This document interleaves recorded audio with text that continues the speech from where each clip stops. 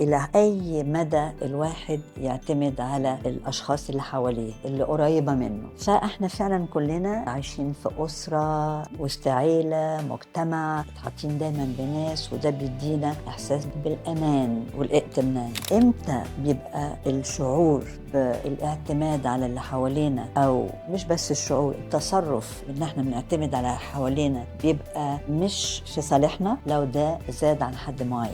إحنا مهم نفتكر دايما إنه بالرغم من إحنا محاطين بناس كتير بيحبونا، لكن برضو في الآخر إحنا لوحدنا، إحنا شخص مستقل.